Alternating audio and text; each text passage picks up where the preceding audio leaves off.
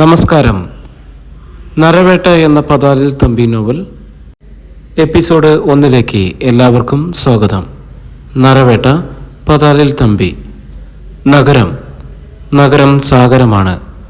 ഓരോ മിനിറ്റിലും ഒഴുകിയെത്തുന്ന മനുഷ്യരെ എണ്ണാൻ കഴിയുകയില്ല. എട്ടുകാലിയുടെ കാലുകൾ പോലെ 4 വശത്തു നിന്നും നഗരത്തിൽ വന്നു ചേരുന്ന റോഡുകളിൽ കൂടി ഒഴുകിയെത്തുന്ന വാഹനങ്ങൾ നിറയെ വിവിധ ചിന്താഗതികളോടെ എത്തുന്ന അനേകം മനുഷ്യർ. ഇവരെന്തിനാണ് നഗരങ്ങളിൽ എത്തുന്നതെന്ന് ആർക്കും അറിഞ്ഞുകൂടാ. വാഹനബാഹുല്യം കാരണം മനുഷ്യർക്കും മനുഷ്യൻ്റെ തിരക്ക് കാരണം വാഹനങ്ങൾക്കും നഗരത്തിൽ കൂടി അനുസൃതം സഞ്ചരിക്കുവാൻ വിഷമമാണ്. പക്ഷേ ആരെയും അറിയുന്നില്ല. അറിയുന്നവർ കുശലം പറയാൻ പോലും നേരമില്ല. നഗരത്തിലെ തിരക്കേറിയ റോഡുകളിൽ കൂടി ഒരു കറുത്ത അംബാസിഡർ കാർ കഴിഞ്ഞ 3 ദിവസമായി ചുറ്റിക്കൊണ്ടിരിക്കുകയാണ്. നഗരത്തിൽ അനേകം കറുത്ത അംബാസിഡർ കാറുകളുണ്ട്. അതിലൊരുവനായി ഇവൻ കറങ്ങിക്കൊണ്ടിരിക്കുന്നതിനാൽ ആരും ശ്രദ്ധിക്കുന്നില്ല. ഡ്രൈവറെ കൂടാതെ ആ കാറിനുള്ളിൽ 2 പേർ ഉണ്ടായിരുന്നു. മുൻസീറ്റിൽ ഡ്രൈവറോടൊപ്പം ഇരിക്കുന്ന നീല ജീൻസും മുഷിഞ്ഞ ഷർട്ടും ധരിച്ച ചപ്രത്തലമുടിയും തീക്ഷ്ണമായ കണ്ണുകളും 1 മാസത്തിലധികമായി ഷേവ് ചെയ്യാത്ത മുഖവുമുള്ള നീണ്ടുമെലിഞ്ഞ ചെറുപ്പക്കാരനെ ഒരുപക്ഷെ നഗരവാസികളിൽ ചിലരെങ്കിലും തിരിച്ചറിഞ്ഞെന്ന് വരാം. ഇനി ചെറുപ്പക്കാരനെ എല്ലാവരും തിരിച്ചറിഞ്ഞില്ലെങ്കിലും അവൻ്റെ പേര് നഗരത്തിൽ താമസിക്കുന്ന എല്ലാവരും കേട്ടിട്ടുണ്ട്. പുഷ്പദാസ്. പേര് പോലെ പൂക്കളുടെ ദാസനല്ല പുഷ്പദാസ്. മുനിസിപ്പൽ കോർപ്പറേഷൻ ഏരിയയിലെ റെയിൽവേ സ്റ്റേഷൻ്റെ തെക്ക് വശത്ത് റെയിൽവേ ട്രാക്കിന് ഇരുവശത്തും കെട്ടിയുയർത്തിയിരിക്കുന്ന ചേരി പ്രദേശത്തിൻ്റെ അധിപനാണവൻ. ചേരി പ്രദേശത്ത് എന്തൊക്കെ നടക്കണമെന്നും ആരൊക്കെ ജീവിക്കണമെന്നും തീരുമാനിക്കുന്നത് 35 വയസ്സ് മാത്രം പ്രായമുള്ള പുഷ്പദാസാണ്. മുനിസിപ്പൽ കോർപ്പറേഷനിലെ ഇന്ത്യ രാജ്യത്തെ ഒരു നിയമവും അവിടെ ബാധകമല്ല. ഇന്ത്യയിലെ ചില നിയമങ്ങളിലെ ചേരിയിലെ ചില നിയമങ്ങൾക്കുമായിട്ട് സാമ്യമാണ്. അതുപോലെ തന്നെ ചേരിയിലെ ചില നിയമങ്ങൾക്ക് ഇന്ത്യൻ നിയമങ്ങളുമായും സാമ്യമുണ്ട്. എന്നാൽ പുഷ്പദാസിൻ്റെ അധീനതയിലുള്ള ചേരി പ്രദേശത്ത് നിലവിലിരിക്കുന്ന നിയമങ്ങൾ ലംഘിക്കാൻ സാധ്യമല്ല. അഥവാ ആരെങ്കിലും നിയമലംഘനം നടത്തിയ അവൻ്റെ ജഡം പിറ്റേന്ന് രാവിലെ പല കഷ്ണങ്ങളായ റെയിൽവേ പാളത്തിൽ കിടക്കുന്നത് കാണാൻ കഴിയും. വിട്ടുവീഴ്ചയില്ലാതെ ശിക്ഷ നടപ്പാക്കിക്കൊണ്ടിരിക്കുന്നതിനാൽ ചേരിയിൽ നിയമലംഘനം നടത്താൻ സാധാരണ ആരും ശ്രമിച്ചാൽ തന്നെ നടക്കാറില്ല. കറുത്ത അംബാസിഡർ കാർ ഓടിക്കുന്ന ഡ്രൈവറും പിൻസീറ്റിൽ ചാരിക്കിടന്ന് ചുരുട്ടു വലിക്കുന്ന കറുത്തു തടിച്ച മനുഷ്യനും മറ്റൊരു ലോകത്തു നിന്നും എത്തിയതാണ്. അവരെ നഗരത്തിൽ കൂടി സഞ്ചരിക്കുന്ന ആരെങ്കിലും ഒരുപക്ഷെ അറിയുമായിരിക്കും. യാദൃശികമായി നഗരത്തിൽ വെച്ച് കാണുന്ന ആരും തന്നെ തിരിച്ചറിയാതിരിക്കാനായി കാറിൻ്റെ കറുത്ത ഗ്ലാസുകൾ ഉയർത്തി വെച്ചുകൊണ്ടാണ് ആ മനുഷ്യൻ ചാരിക്കിടക്കുന്നത്. ഡ്രൈവ് ചെയ്യുന്ന മനുഷ്യനും തന്നെ ആരും പെട്ടെന്ന് തിരിച്ചറിയില്ലെന്ന് ധൈര്യമുണ്ടെങ്കിലും അയാളും വളരെ ജാഗ്രത പുലർത്തുന്നുണ്ട്. 2 പേരും അനേകം വർഷങ്ങളായി അധോലോകത്ത് ജീവിക്കുന്നവരാണ്. ഒരു ബിസിനസ്സിന് 2 പാർട്ട്ണർമാർ. മനുഷ്യരായി പിറന്നവരുടെ മനസാക്ഷിയെ മരവിപ്പിക്കുന്ന ബിസിനസ്സാണ് അവർ നടത്തുന്നത്. പിഞ്ചോമനകളെ തട്ടിക്കൊണ്ടുപോയി അവർ അംഗവൈകല്യങ്ങൾ സൃഷ്ടിച്ച് പിച്ചയെടുപ്പിക്കുകയാണ് ബിസിനസ്. നഗരത്തിൽ കൂടി കണ്ണും കാലുമില്ലാതെ വാചാലമായി സംസാരിച്ചും കരഞ്ഞും പിച്ചയെടുക്കുന്ന കുഞ്ഞുങ്ങളുടെ രക്ഷാകർത്താക്കളാണവർ. വൈകിട്ട് പിച്ചപ്പണം അവർ വാങ്ങിയിട്ട് വിശപ്പിന് വല്ലതും കൊടുക്കും. ഈ പണവുമായി പാർട്ട്ണർമാർ മദ്യപിക്കുകയും ചൂത് കളിക്കുകയും മറ്റു നഗരങ്ങളിലെ ബാങ്കുകളിൽ നിക്ഷേപിക്കുകയും വസ്തുവകകൾ വാങ്ങുകയും ചെയ്യുന്നു. നാട് കാണാനെത്തിയ ടൂറിസ്റ്റുകളെ പോലെ ഏതാനും ദിവസങ്ങൾ അവർ നഗരത്തിലൂടെ ചുറ്റിയടിച്ചിട്ട് നിയമപാലകരുടെ നോട്ടം ചെല്ലുന്ന സ്ഥലങ്ങൾ എവിടെയൊക്കെയാണെന്ന് മനസ്സിലാക്കി.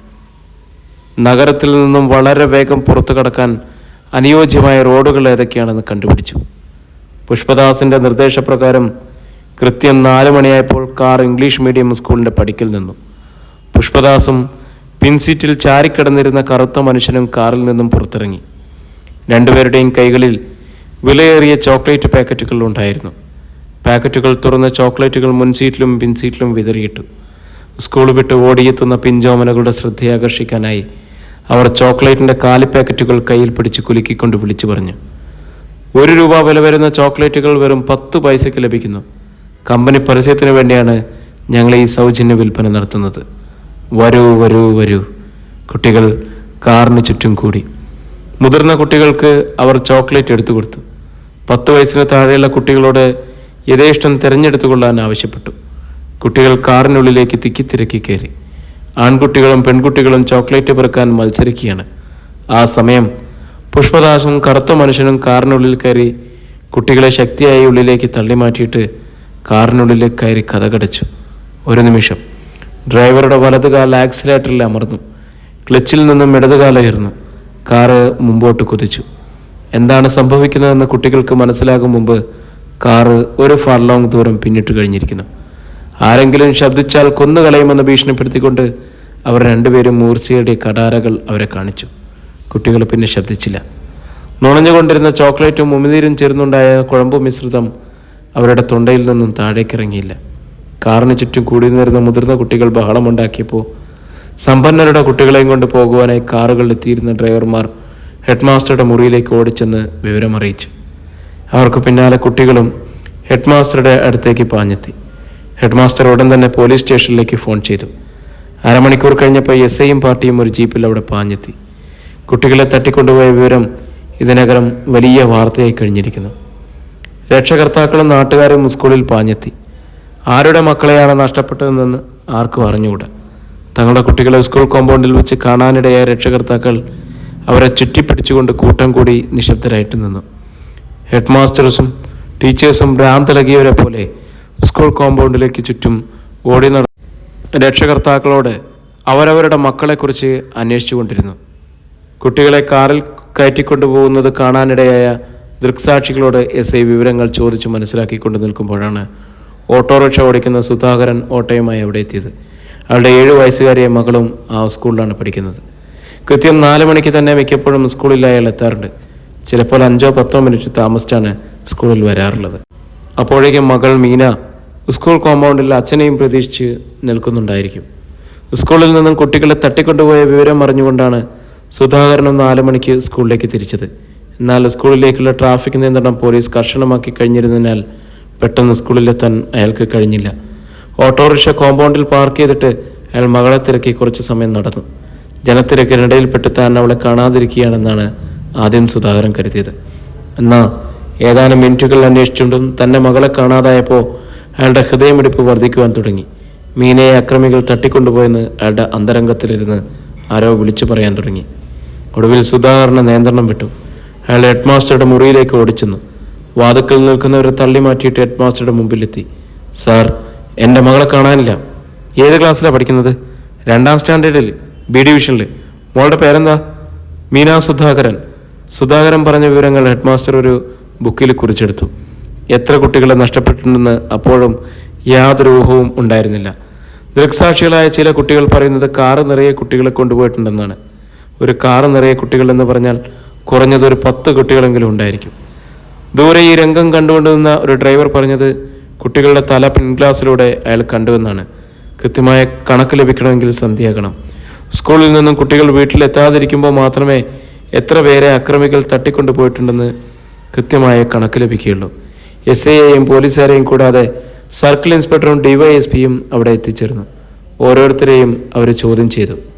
അപ്പോൾ ടാക്സി ഡ്രൈവറായ ശശി വളരെ വിലപ്പെട്ട ഒരു വിവരം DYSPയോട് പറഞ്ഞു.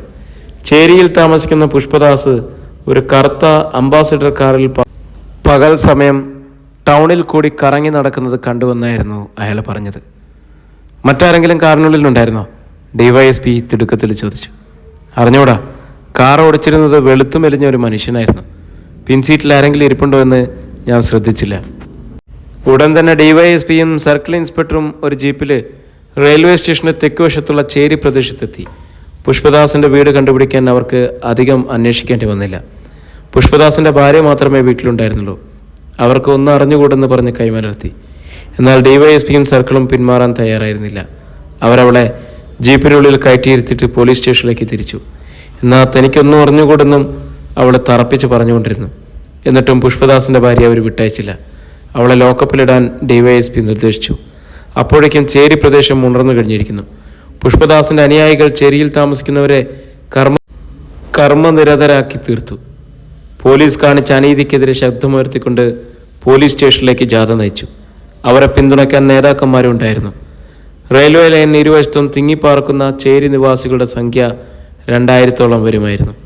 അവരൊറ്റക്കെട്ടായി ഒരു ചങ്ങലയെ കോർത്തിടാൻ പുഷ്പദാസിന് പ്രചോദനം നൽകിയ നേതാക്കന്മാർക്ക് തങ്ങളുടെ പ്രജകളിൽ ഒരുവളായ മിസ്സിസ് പുഷ്പരാജിനോട് പോലീസ് അപമര്യാദയായി പെരുമാറിയത് സഹിക്കാൻ കഴിയുമായിരുന്നില്ല.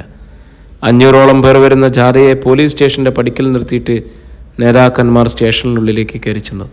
എന്താ? നേതാക്കന്മാരോട് DYSP ചോദിച്ചു. മിസ്സിസ് പുഷ്പദാസിനെ നിങ്ങൾ എന്തിനാണ് അറസ്റ്റ് ചെയ്തത്? നിങ്ങളാരാ? ഞങ്ങൾ സാമൂഹ്യ പ്രവർത്തകരാണ്. എൻ്റെ പേര് ജോൺസൺ. ഇയാൾ ചേരിയിൽ പ്രവർത്തിച്ചു വരുന്ന ആർട്സ് ക്ലബ്ബ് സെക്രട്ടറി സോമൻ. കുറ്റവാളിയെന്ന് സംശയം തോന്നുന്നവരെ പോലീസ് അറസ്റ്റ് ചെയ്യാനും ചോദ്യം ചെയ്യാനുള്ള അവകാശം പോലീസിനുണ്ട്. മിസ്സിസ് പുഷ്പദാസ് എന്ത് കുറ്റമാണ് ചെയ്തത്? അവരുടെ ഭർത്താവ് എവിടെയാണെന്ന് പറയണം. അയാൾ ഞങ്ങൾ അന്വേഷിച്ചുകൊണ്ടിരിക്കുന്ന ഒരു കേസിലെ പ്രതിയാണ്. സാറ് സംസാരിക്കുന്നതിൽ സത്യത്തിൽ ഒരു കരട് പോലും കാണുവാനില്ല. പുഷ്പദാസ് കുറ്റം ചെയ്തെങ്കിൽ അയാളുടെ ഭാര്യയാണോ ഉത്തരവാദി? ഹേ മിസ്റ്റർ, ഇത് പോലീസ് സ്റ്റേഷനാണ്. എനിക്കറിയാം. മിസ്സിസ് പുഷ്പദാസിനെ ഉടൻ വിട്ടുതരണം, അല്ലെങ്കിൽ പോലീസ് സ്റ്റേഷൻ്റെ മുമ്പിൽ ഞങ്ങൾ ധർണ നടത്തും. നിങ്ങൾ എന്ത് പറഞ്ഞാലും ഞങ്ങൾ സമ്മതിക്കില്ല. അവരെ ചോദ്യം ചെയ്യാതെ ഇവിടെ നിന്ന് വിട്ടേക്കുന്ന പ്രശ്നമില്ല. സാറെ, പ്രശ്നം കൂടുതൽ ഗുരുതരാക്കരുത്. താങ്കൾ പ്രതിയെ കണ്ടുപിടിച്ച് അറസ്റ്റ് ചെയ്യൂ. നിരപരാധിയായ ആ സ്ത്രീയെ വെറുതെ വിടണം. ചേരിയിലെ മഹിളകളുടെ നേതാവിനെയാണ് താങ്കൾ അനധികൃതമായിട്ട് കസ്റ്റഡിയിൽ വന്നുകൊണ്ടിരിക്കുന്നത്. ഞങ്ങൾ അവരെ ചോദ്യം ചെയ്യട്ടെ. ഇതുവരെ ചോദ്യം ചെയ്തില്ലേ? നേതാവിൻ്റെ ശബ്ദം പരുക്കനായി. ഏതാനും നിമിഷത്തെ ആലോചനയ്ക്ക് ശേഷം DYSP പറഞ്ഞു, ശരി, ഞങ്ങൾ അവരെ വിടാം. പക്ഷെ നിങ്ങളൊരു കാര്യം എടുക്കണം. എന്താണ്? പുഷ്പദാസിനെ 24 മണിക്കൂറിനകം ഇവിടെ ഹാജരാക്കണം. എന്തിന് 24 മണിക്കൂർ? രാത്രി 12 മണിക്ക് മുമ്പ് ഞങ്ങൾ പുഷ്പദാസിനെ ഇവിടെ കൊണ്ടുവരാം. എഴുതി ഒപ്പുവെക്കണോ? ജോൺസണും സോമനും ഒരു വെള്ളക്കടലാസിൽ വാഗ്ദാനം എഴുതി ഒപ്പുവെച്ചു. പുഷ്പദാസിൻ്റെ ഭാര്യ സുമംഗലയെ DYSP അവരോടൊപ്പം വിട്ടയച്ചു. സ്റ്റേഷന് പുറത്ത് മുദ്രാവാക്യങ്ങൾ മുഴക്കിക്കൊണ്ടിരുന്ന ചേരി നിവാസികൾ അവളെ പൊക്കിയെടുത്തുകൊണ്ട് ആവേശഭരിതരായി കൂക്കി വിളിച്ചുകൊണ്ട് കീജെ വിളിക്കുകയും ചെയ്തു. പോലീസിനെതിരെ മുദ്രാവാക്യം മുഴക്കി അവിടെ നിന്നും അവർ അപ്രത്യക്ഷരായി. അവർ പോയി കഴിഞ്ഞപ്പോൾ DYSPയും സർക്കിൾ ഇൻസ്പെക്ടറും ഇംഗ്ലീഷ് മീഡിയം സ്കൂളിലേക്ക് തിരിച്ചു. സന്ധ്യ മയങ്ങിയിട്ടും സ്കൂളും പരിസരവും ജനങ്ങളെ കൊണ്ട് നിറഞ്ഞിരിക്കുന്നു. ധാരാളം വാഹനങ്ങൾ കോമ്പൗണ്ടിൻ്റെ പുറത്ത് പാർക്ക് ചെയ്തിട്ടുണ്ടായിരുന്നു. കോമ്പൗണ്ടിലേക്ക് ജീപ്പ് കയറ്റി നിർത്തിയിട്ട് സർക്കിളും DYSP ഇറങ്ങി. അപ്പോൾ സബ് ഇൻസ്പെക്ടർ ഓടി അവരുടെ അടുത്തെത്തി. എന്തോ ഭീകര സംഭവം വീണ്ടും ഉണ്ടായിട്ടുണ്ടെന്ന് SIയുടെ മുഖഭാവം വിളിച്ചറിയിക്കുന്നുണ്ടായിരുന്നു. അധ്യായം 2. എന്താണ് മിസ്റ്റർ മാത്യു? ആകാംക്ഷയോടെ DYSP ചോദിച്ചു. രക്ഷകർത്താക്കളും നാട്ടുകാരും ഇളകി മറിഞ്ഞിരിക്കുകയാണ് സർ. ചിലർ ഞങ്ങളെ കയ്യേറ്റം ചെയ്യാൻ ശ്രമിച്ചു. കുട്ടികളുടെ രക്ഷകർത്താക്കളിൽ ചിലർ പ്രമുഖർ ഹെഡ് മാസ്റ്ററുടെ മുറിയിലിരുന്ന് തിരക്കിട്ട ചർച്ച നടത്തുകയാണ്. പല മന്ത്രിമാരുമായിട്ടും അവർ ടെലിഫോണിൽ സംസാരിച്ചു കഴിഞ്ഞു. പുറത്ത് ബഹളം ഉണ്ടാക്കാതെ ശ്രദ്ധിച്ചോളണം. ഞാൻ ഹെഡ് മാസ്റ്ററുടെ മുറിയിലേക്ക് പോവുകയാണ്. കുറച്ച് പോലീസിനെ കൂടി ഇങ്ങോട്ട് വിളിക്കുന്നത് പ്രയോജനകരമായിരിക്കും. DYSP ഹെഡ് മാസ്റ്ററുടെ മുറിയിൽ ലക്ഷ്യമാക്കി നടന്നു. സർക്കിൾ ഇൻസ്പെക്ടർ ജീപ്പിനുള്ളിൽ കയറിയിരുന്ന് വയർലെസ് വഴി പോലീസ് സ്റ്റേഷനുമായിട്ട് ബന്ധപ്പെട്ടു. പിന്നീട് വട്ടം കൂടി നിന്ന് വർത്തമാനം പറയുന്നവരോട് സ്കൂൾ കോമ്പൗണ്ടിൽ നിന്നും പുറത്തിറങ്ങാൻ അദ്ദേഹം ആവശ്യപ്പെട്ടു. ജനങ്ങൾ സർക്കിൾ ഇൻസ്പെക്ടറുടെ നിർദ്ദേശങ്ങൾ മുഖവിലയ്ക്ക് പോലും കേട്ടില്ല. അവർ അദ്ദേഹത്തെ അവഗണനയോടെ നോക്കി. വീണ്ടും സംസാരിച്ചു കൊണ്ട് നിന്നു. അവരെ കൂടുതൽ നിർബന്ധിക്കാൻ സർക്കിൾ ഇൻസ്പെക്ടർ മെനക്കെട്ടില്ല. DYSP ഹെഡ് മാസ്റ്ററുടെ മുറിയിലേക്ക് കയറി ചെന്നു. നഗരത്തിലെ പല പ്രമുഖ വ്യക്തികളും മുറിക്കുള്ളിൽ ഇരിപ്പുണ്ടായിരുന്നു. DYSPക്ക് ഇരിക്കാനുള്ള സ്ഥലം അവരുണ്ടാക്കി കൊടുത്തു. മ്ലാന മുഖവുമായിട്ട് ഡോക്ടർ പ്രഭുവിനെ അദ്ദേഹം പ്രത്യേകം ശ്രദ്ധിച്ചു. നഷ്ടപ്പെട്ട കുട്ടികളുടെ കൂട്ടത്തിൽ അദ്ദേഹത്തിൻ്റെ കുട്ടിയും ഉണ്ടായിരിക്കുമെന്ന് ഊഹിച്ചുകൊണ്ട് DYSP ചോദിച്ചു, എത്ര കുട്ടികളെ കാണാതായിട്ടുണ്ട്? 5 കുട്ടികൾ, ഹെഡ് മാസ്റ്റർ വിശദീകരിച്ചു. 2 ആൺകുട്ടികളും 3 പെൺകുട്ടികളും. 5 പേരുടെയും രക്ഷാകർത്താക്കൾ ഇവിടെ എത്തിയിട്ടുണ്ട്. മുതിർന്ന കുട്ടികളുണ്ടോ? ഇല്ല, എല്ലാവരും 10 വയസ്സിന് താഴെ പ്രായമുള്ളവരാണ്. ഇവരിൽ 2 കുട്ടികൾ ഡോക്ടർ പ്രഭുവിൻ്റെതാണ്. മകൻ 3ാം സ്റ്റാൻഡേർഡിൽ പഠിക്കുന്നു, മകള് 2ാം സ്റ്റാൻഡേർഡിൽ. I am extremely sorry doctor. താങ്കളെ വിഷമിക്കാതിരിക്കുക. 24 മണിക്കൂറിനുള്ളിൽ ഞങ്ങൾ കുട്ടികളെ വീണ്ടെടുക്കും. എല്ലാ സ്ഥലങ്ങളിലേക്കും ഞങ്ങൾ അന്വേഷണം വ്യാപിച്ചു കഴിഞ്ഞു. DYSP അദ്ദേഹത്തെ ആശ്വസിപ്പിക്കാൻ ശ്രമിച്ചുകൊണ്ട് എല്ലാവരോടുമായിട്ട് പറഞ്ഞു, നിങ്ങളാരും പരിഭ്രമിക്കരുത്. പോലീസിൻ്റെ കൈകളിൽ ശക്തി നൽകാനാണ് ശ്രമിക്കേണ്ടത്. നാടിൻ്റെ നാനാദിക്കിലേക്കും പരിചയക്കാരെയും ബന്ധുക്കളെയും വിവരം അറിയിക്കുക. നമ്മുടെ അന്വേഷണ സീമയിലേക്ക് പുറത്തു പോകാൻ അവരെ അനുവദിക്കരുത്. അദ്ദേഹം സംസാരിച്ചു കൊണ്ടിരിക്കുമ്പോൾ സിറ്റി പോലീസ് കമ്മീഷണറും അവിടെ എത്തി. വിവരങ്ങൾ ചോദിച്ച് മനസ്സിലാക്കിയ ശേഷം ഉടൻ തന്നെ കുട്ടികളെ കണ്ടുപിടിക്കാമെന്ന് അദ്ദേഹം ഉറപ്പ് കൊടുത്തു. സർക്കിൾ ഇൻസ്പെക്ടറുടെ നേതൃത്വത്തിൽ ഒരു സംഘം പോലീസുകാരെ അവിടെ നിർത്തിയിട്ട് കമ്മീഷണറും DYSPയും സ്കൂളിൽ നിന്നും യാത്രയായി. അവർ പോയി കഴിഞ്ഞപ്പോൾ SI മാത്യു ഹെഡ് മാസ്റ്ററുടെ മുറിയിൽ ചെന്ന് പരാതി എഴുതി വാങ്ങി. രാത്രി 10 മണിയായപ്പോഴേക്കും പലരും സ്കൂളിൽ നിന്നും പോയി. അന്വേഷണ സംഭവങ്ങളൊന്നും നടക്കില്ലെന്ന് ഉറപ്പായപ്പോൾ പോലീസുകാരും സ്കൂൾ കോമ്പൗണ്ട് വിട്ടു. ഈ സമയം 5 കുട്ടികളെയും കൊണ്ട് അംബാസിഡർ കാർ അപകട സ്ഥലങ്ങൾ തരണം ചെയ്തു. അവർ കാറിൻ്റെ നമ്പർ പ്ലേറ്റ് മാറ്റി പകരം വേറൊരു നമ്പർ ഫിറ്റ് ചെയ്തു കഴിഞ്ഞു. 50 കിലോമീറ്റർ ഓടിയതിനു ശേഷമാണ് കാർ അല്പം പോലും തിരക്കില്ലാത്തൊരു റോഡിൽ നിർത്തിയത്. നഗരാതിർത്തി കഴിഞ്ഞപ്പോൾ തന്നെ പുഷ്പദാസ് തൻ്റെ പ്രതിഫല തുകയായ 2000 രൂപയും വാങ്ങിക്കൊണ്ട് കാറിൽ നിന്ന് ഇറങ്ങി. പുഷ്പദാസിന് ശേഷം കുട്ടികളെ ഭയപ്പെടുത്തിക്കൊണ്ടിരിക്കുന്നത് പിൻസീറ്റിൽ ചാരിക്കിടന്നിരുന്ന കാളിയപ്പനായിരുന്നു. ഡ്രൈവ് ചെയ്തുകൊണ്ടിരുന്ന അന്തോണിയും ഇടയ്ക്കിടെ കുട്ടികളെ തെറി വിളിക്കുന്നുണ്ടായിരുന്നു. കാറിൽ നിന്നും കാളിയപ്പൻ പുറത്തിറങ്ങി കുറച്ചകലെ കണ്ട ഹോട്ടലിൽ നിന്നും കുട്ടികൾക്ക് കഴിക്കാനായി പലഹാരങ്ങളും കുടിക്കാൻ വെള്ളവും വാങ്ങിക്കൊണ്ടുവന്നു. കാറ് വീണ്ടും മുമ്പോട്ട് കുതിച്ചു. ആഹാരം കിട്ടിയപ്പോൾ 1-ാം സ്റ്റാൻഡേർഡും 2-ാം സ്റ്റാൻഡേർഡും തൃപ്തിപ്പെട്ടു. 3-ാം ക്ലാസ്സുകാരിയെ സ്റ്റെല്ലയ്ക്ക് അപ്പോഴും തൃപ്തി വന്നില്ല. കുറച്ചൊക്കെ ചിന്തിക്കാൻ കഴിവുള്ള അവളുടെ മനസ്സ് രക്ഷപ്പെടാൻ വെമ്പിക്കൊണ്ടിരുന്നു. അവർ കൊടുത്ത ആഹാരം സ്റ്റെല്ല കഴിച്ചില്ല. ഉടനെ കാളിയപ്പൻ അവളുടെ മുഖമടച്ച് ഒരടി കൊടുത്തിട്ട് പലഹാരങ്ങൾ തിന്നാൻ ആവശ്യപ്പെട്ടു.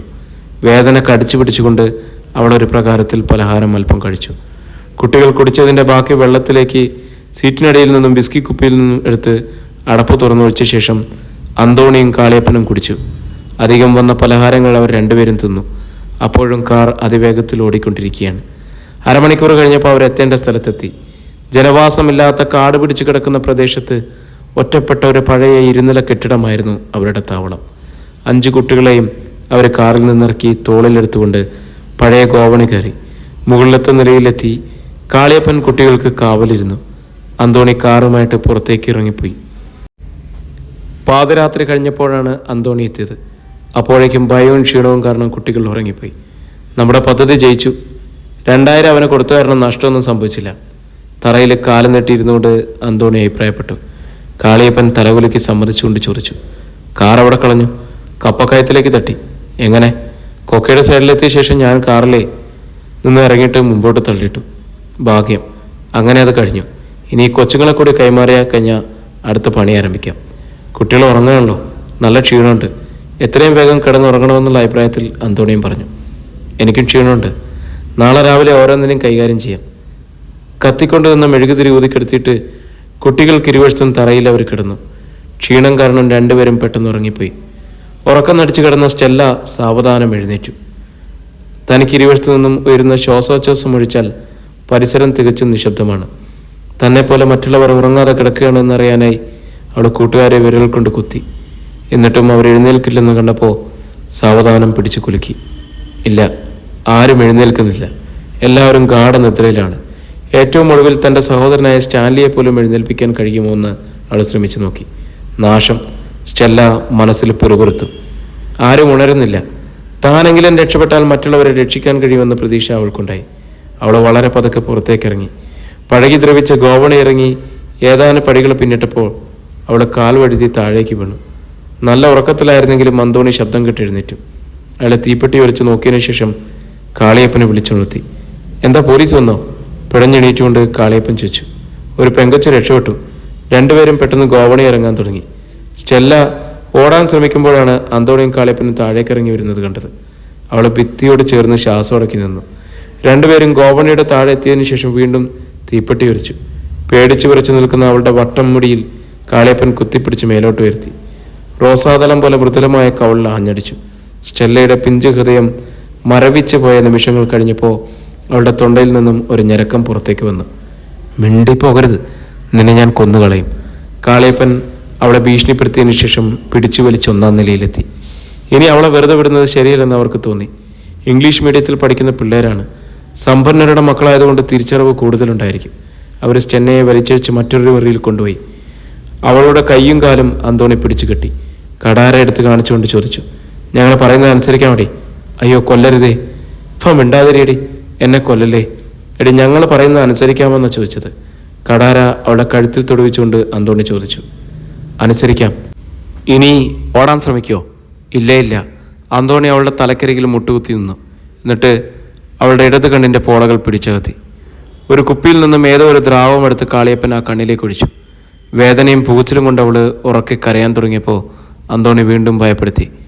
അവളുടെ വലത് കണ്ണിലും അവർ ദ്രാവകം ഒഴിച്ചിട്ട് പറഞ്ഞു, ഇനി നീ ഞങ്ങൾ പറയുന്നത് അനുസരിച്ച് കൊള്ളണം, അല്ലെങ്കിൽ കൊന്ന് കാട്ടിലെറിയും. മിണ്ടാതെ കിടന്നുറങ്ങിക്കൊള്ളണം. വേദന കടിച്ചു പിടിച്ചുകൊണ്ട് ഏതാനും നിമിഷം കൂടി അവൾ തള്ളി നീക്കി.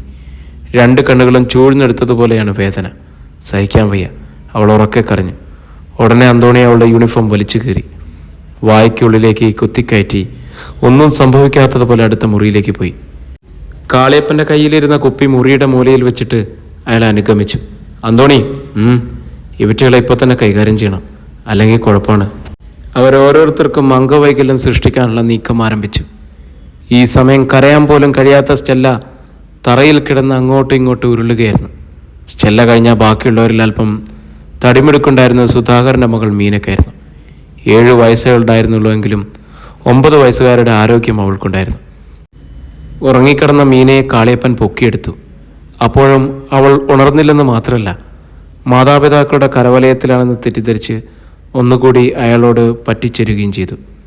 അയാളെയും സ്റ്റെല്ല കിടന്ന മുറിയിലേക്ക് കൊണ്ടുവന്നു. അങ്ങോട്ടും ഇങ്ങോട്ടും ഉരുളുന്ന സ്റ്റെല്ലയെ നോക്കി വീണ്ടും ആൻ്റണി ഭീഷണിപ്പെടുത്തി. അവളെ നിഷ്ക്രിയയാക്കിയിട്ട് മീനയെ തറയിൽ കിടത്തി. മിന്നൽ വേഗത്തിലാണ് ആൻ്റണി പ്രവർത്തിച്ചത്. ഒറ്റക്കുതിപ്പിന് അവളുടെ 2 കാലുകളുടെയും പുറത്തേക്ക് അയാൾ ചെന്ന് വീണു. തൽക്ഷണം 2 കാലുകളും ഒടിഞ്ഞുപോയി. വേദന കൊണ്ട് ഉറക്കെ നിലവിളിക്കാൻ തുടങ്ങി അവളുടെ വായി കാളിയപ്പൻ പൊത്തിപ്പിടിച്ചു.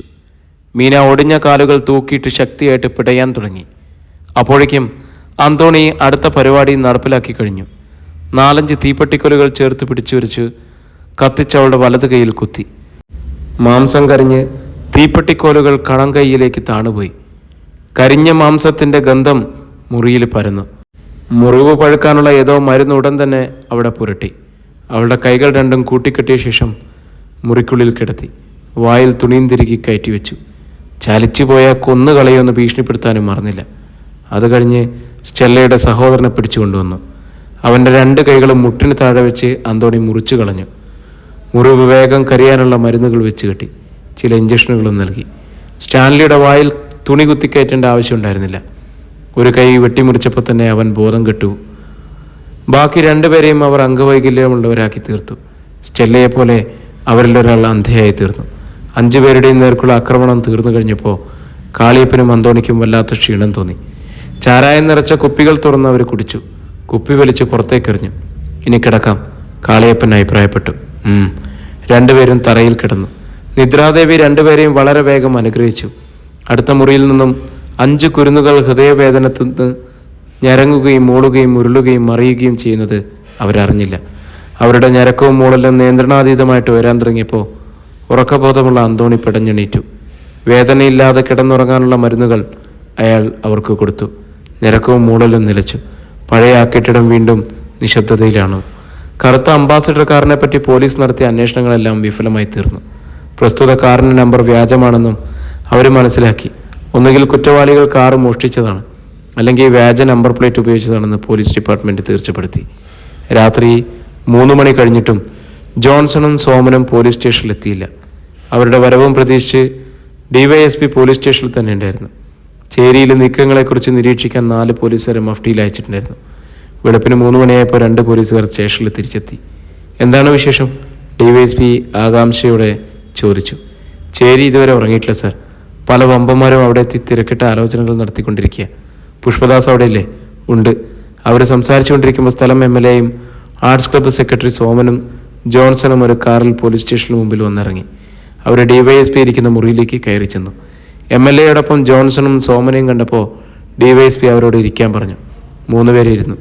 എന്താണ് പുഷ്പദാസിൻ്റെ മേലുള്ള ആരോപണം? മുഖവൂരിയൊന്നും കൂടാതെ MLA വിഷയത്തിലേക്ക് കടന്നു. സ്കൂളിൽ നിന്നും 5 കുട്ടികളെ തട്ടിക്കൊണ്ടുപോകാൻ അയാളും കൂട്ടുനിന്നിട്ടുണ്ട്. ആര് പറഞ്ഞു? നഗരത്തിലെ ഒരു ടാക്സി ഡ്രൈവറായ ശശിയാണ് അയാളെ കണ്ടത്. കുട്ടികളെ തട്ടിക്കൊണ്ടുപോകുന്നത് ശശി കണ്ടിട്ടില്ല. പുഷ്പദാസ് കറുത്ത ഒരു അംബാസഡർ കാറിൽ പോകുന്നതാണ് കണ്ടത്. ആ കാറിൽ തന്നെയാണ് കുട്ടികളെ തട്ടിക്കൊണ്ടുപോയിട്ടുള്ളതെന്ന് ശശി സാക്ഷിയല്ല. താങ്കൾ അധികാര ദുർവിനിയോഗം ചെയ്യുകയാണ്. അല്ല, ഞങ്ങൾക്ക് പുഷ്പദാസിനെ ചോദ്യം ചെയ്യണം. അയാളുടെ പേരിൽ കേസെടുത്തിട്ടുണ്ടോ? ഇല്ല. എങ്കിൽ കേസ് ചാർജ് ചെയ്യൂ. പ്രതിയെ ഹാജരാക്കിക്കൊള്ളാം. MLA എഴുന്നേറ്റു. ധൃതിയിൽ പുറത്തേക്കിറങ്ങി. DYSP തരിച്ചിരുന്നു പോയി. ഏതാനും നിമിഷങ്ങൾ കഴിഞ്ഞപ്പോൾ അദ്ദേഹം കസേരയിൽ നിന്നും ചാടി എണീറ്റു. പുഷ്പദാസിനെ എന്ത് വില കൊടുത്തും കസ്റ്റഡിയിലെടുക്കണമെന്ന് അദ്ദേഹം തീരുമാനിച്ചു. ഒരു യുദ്ധത്തിൻ്റെ ആരംഭമായിരുന്നു അത്. DYSPയുടെ നേതൃത്വത്തിൽ 2-3 ജീപ്പുകൾ നിറയെ പോലീസുകാരെ ചേരി ലക്ഷ്യമാക്കിയിട്ട് കുതിച്ചു. പ്രിയരെ, നമ്മുടെ കഥ ഇവിടെ തുടരുകയാണ് കേട്ടോ. ഇതിൻ്റെ അടുത്ത ഭാഗമായിട്ട് നാളെ നമുക്ക് വീണ്ടും കാണാം.